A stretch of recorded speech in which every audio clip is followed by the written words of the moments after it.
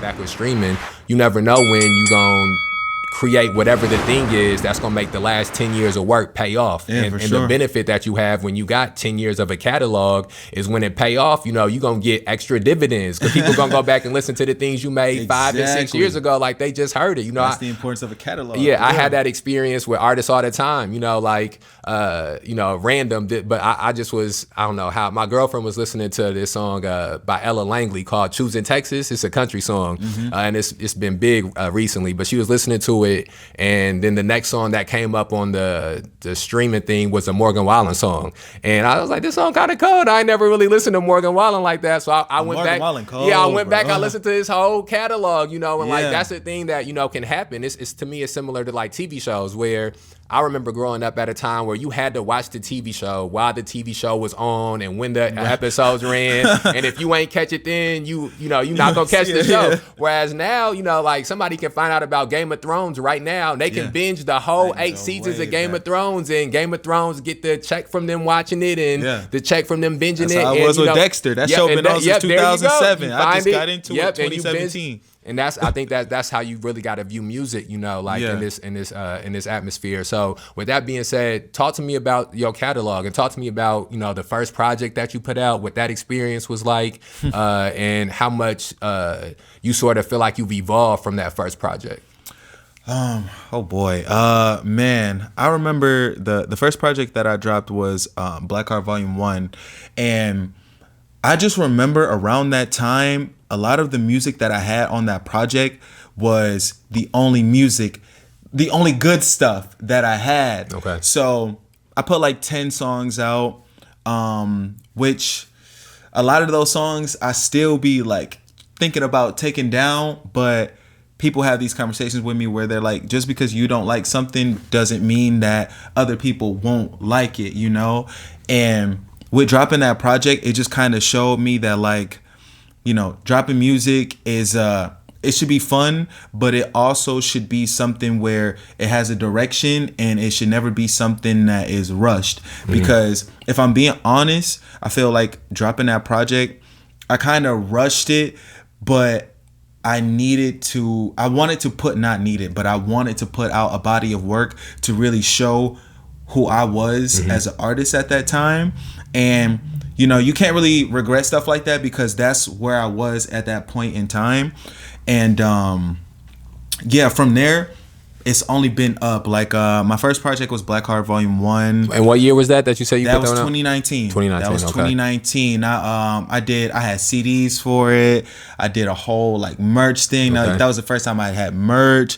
That was actually at the Loft 1019. Okay. Right across. Okay. Yeah. So that was at Loft 1019.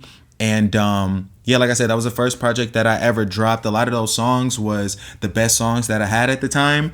And dropping that project kind of showed me, it's like, okay, when you put out this next body of work, you need to have more music that you can choose from, so you can put out the very, very best, you know? So that was my first project, Black Heart Volume 1.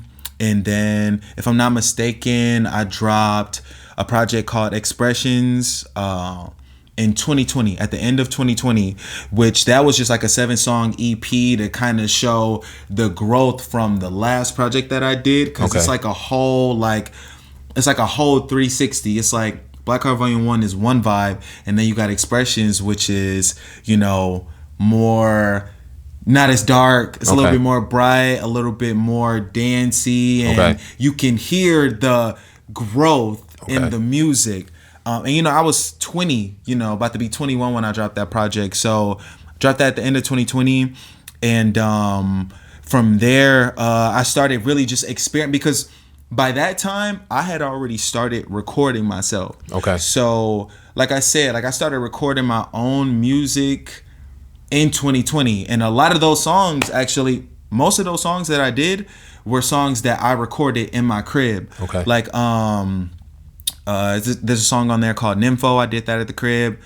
Nympho, Make Love, Turn You On, which was one of the very, very first songs that I actually did record in the studio. So that was just an interesting time, like trying to figure out how the hell do I do this and etc. So, like I said, Nympho, Make Love, Turn You On, and then there's 2 songs, Bounce, I Wanna. I did Bounce at Rock Royal. I did I Wanna with Neil. Okay. And Vibes, I did that at the crib, and that song is produced by Gabe. Actually, that was Okay. one of the first couple of beats that he had made too. So it was just a really special time and a Okay. lot of special things going on, because me getting my studio and being able to work at the crib really has helped me shape my sound and figure out how to navigate in music. Because like we was just talking about, Yeah. you know, you when you get to record yourself in your crib, you can look stupid and nobody else can hear. Right. You know, you're on your own time. Yeah.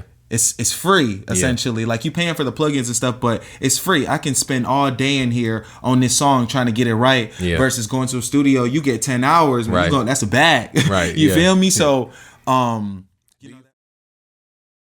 I need hard liquor, then I need your soft touch. You give me hard truths, that should help me boss up. Gotta read my body language, these days I don't talk much. Got a hold on me, I can't shake from a dogma. You done paid the